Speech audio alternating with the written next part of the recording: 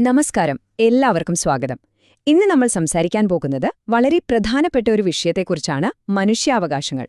കേൾക്കുമ്പോൾ വലിയ ഗൗരവമൊക്കെ തോന്നുമെങ്കിലും ഇത് നമ്മളെ ഓരോരുത്തരെയും നേരിട്ട് ബാധിക്കുന്ന ഒന്നാണ്. അപ്പോൾ എന്താണ് ശരിക്കും ഈ അവകാശങ്ങൾ? എവിടെ നിന്നാണ് ഇതൊക്കെ വരുന്നത്? ശരി, നമുക്ക് നേരെ വിഷയത്തിലേക്ക് കടക്കാം. നമുക്ക് ഈയൊരു ചോദ്യത്തിൽ നിന്ന് തന്നെ തുടങ്ങിയാലോ? ഒരു നിമിഷം ഒന്ന് ആലോചിച്ചു നോക്കിയേ. ഒരു മനുഷ്യനായി ജനിച്ചു എന്ന ഒരൊറ്റ കാരണം കൊണ്ട് നിങ്ങൾക്ക് എന്ത് അവകാശങ്ങളുണ്ട്? ഈ ഒരു ചോദ്യമാണ് നമ്മൾ ഇന്ന് ചർച്ച ചെയ്യുന്നതിന്റെയെല്ലാം കാതൽ. ഈ ചോദ്യത്തിന് ഏറ്റവും വ്യക്തമായ ഒരു ഉത്തരം തരുന്നത് ഐക്യരാഷ്ട്രസഭയാണ്. നോക്കൂ, ഈ നിർവചനം പറയുന്നത് എന്താണെന്ന് വെച്ചാൽ, നമ്മുടെ നിറമോ പണമോ ജാതിയോ മതമോ, നമ്മൾ ആണാണോ പെണ്ണാണോ എന്നതോ ഇതൊന്നും ഒരു വിഷയമേ അല്ല. നമ്മൾ മനുഷ്യരായി ജനിച്ചു എന്നതുകൊണ്ട് മാത്രം നമുക്ക് കിട്ടുന്ന അവകാശങ്ങളാണിവ. അത്രേ ഉള്ളൂ. ശരി, അപ്പൊ നമുക്ക് ഈ വിഷയത്തിലേക്ക് കുറച്ചുകൂടി ആഴത്തിലൊന്ന് ഇറങ്ങിച്ചെല്ലാം. മനുഷ്യാവകാശങ്ങൾ എന്ന ആശയം എന്താണെന്ന് നമുക്ക് കൃത്യമായിട്ടൊന്ന് മനസ്സിലാക്കാൻ ശ്രമിക്കാം, അല്ലേ? ഏറ്റവും ലളിതമായി പറഞ്ഞാൽ, ഓരോ വ്യക്തിക്കും അന്തസ്സോടെ ജീവിക്കാൻ ആവശ്യമായ അടിസ്ഥാന അവകാശങ്ങളും സ്വാതന്ത്ര്യങ്ങളുമാണിത്. ഇത് നമ്മൾ ജനിക്കുന്നത് മുതൽ മരിക്കുന്നതുവരെ കൂടെയുണ്ടാകും. ഇതിന്റെയെല്ലാം ഒരേയൊരു ലക്ഷ്യം മനുഷ്യന്റെ അന്തസ്സ് സംരക്ഷിക്കുക എന്നതാണ്. ഈ അവകാശങ്ങൾക്ക് 3 പ്രധാന സ്വഭാവങ്ങളുണ്ട്. ഒന്നാമത്തേത്, ഇത് സാർവത്രികമാണ്. അതായത് നിങ്ങൾ ലോകത്തെവിടെയാണെങ്കിലും നിങ്ങൾക്ക് ഈ അവകാശങ്ങളുണ്ട്. 2, ഇത് അലംഘനീയമാണ്. എന്നുവെച്ചാൽ നിയമപരമായിട്ടല്ലാതെ ആർക്കും ഇത് നിങ്ങളിൽ നിന്ന് എടുത്തുമാറ്റാൻ കഴിയില്ല. പിന്നെ മൂന്നാമത്തേത്, ഇത് അവിഭാജ്യമാണ്. ജീവിക്കാനുള്ള അവകാശം പോലെ തന്നെ പ്രധാനമാണ് വിദ്യാഭ്യാസത്തിനുള്ള അവകാശവും. ഒന്നിനെ മറ്റൊന്നിൽ നിന്ന് വേർതിരിക്കാനേ പറ്റില്ല. അപ്പോ നിങ്ങൾ ചിന്തിക്കുന്നുണ്ടാകും, ഇത്രയധികം അവകാശങ്ങളെ എങ്ങനെയാണ് തരംതിരിച്ചിരിക്കുന്നതെന്ന്, അല്ലേ? അതിന് മനസ്സിലാക്കാൻ എളുപ്പമുള്ളൊരു വഴിയുണ്ട്. നമുക്കീ അവകാശങ്ങളെ 3 തലമുറകളായിട്ട് തിരിക്കാം. ഇതിനെ നമുക്കൊരു വീട് പണിയുന്നതുപോലെ സങ്കൽപ്പിക്കാം. 1-ാം തലമുറ അവകാശങ്ങളെന്ന് പറയുന്നത് ആ വീടിന്റെ അടിത്തറയും ചുമരുകളുമാണ്. 2-ാം തലമുറ അതിനകത്ത് സുഖമായി ജീവിക്കാനുള്ള സൗകര്യങ്ങൾ. പിന്നെ 3-ാം തലമുറയാകട്ടെ ആ വീടിന് ചുറ്റുമുള്ള നല്ല സുരക്ഷിതമായ ഒരു അയൽപക്കവും സമൂഹവുമാണ്. നമുക്കിനി ഓരോന്നായിട്ട് നോക്കാം. ആദ്യം 1-ാം തലമുറ, അതായത് നമ്മുടെ വീടിന്റെ അടിത്തറ. ഇവ നമ്മളെ ഭരണകൂടത്തിന്റെ അമിതമായ ഇടപെടലുകളിൽ നിന്ന് സംരക്ഷിക്കുന്ന അവകാശങ്ങളാണ്. ജീവിക്കാനുള്ള അവകാശം, സ്വന്തം അഭിപ്രായം പേടിയില്ലാതെ പറയാനുള്ള സ്വാതന്ത്ര്യം, നിയമത്തിനു മുന്നിൽ എല്ലാവർക്കും തുല്യത, ഇതൊക്കെ ഇതിന്റെ ഭാഗമാണ്. ഇനി 2-ാമത്തെ തലമുറ. ഇത് നമ്മുടെ വീട്ടിലെ വെള്ളവും വെളിച്ചവും പോലെയാണ്. അന്തസ്സായിട്ട് ജീവിക്കാൻ ഇതൊക്കെ അത്യാവശ്യമല്ലേ?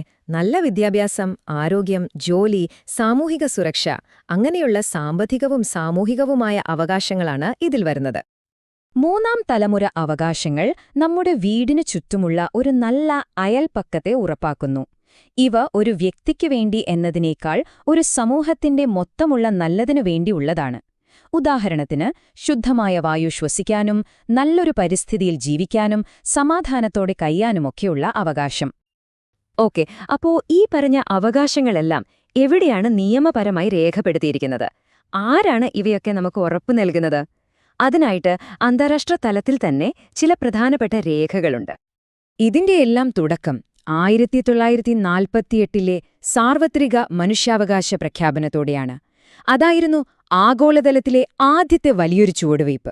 പിന്നീട് ഏകദേശം 18 വർഷം കഴിഞ്ഞ് 1966-ൽ വന്ന 2 പ്രധാന ഉടമ്പടികൾ ഈ അവകാശങ്ങൾക്ക് കൂടുതൽ നിയമപരമായൊരു ശക്തിയും വ്യക്തതയും കൊടുത്തു.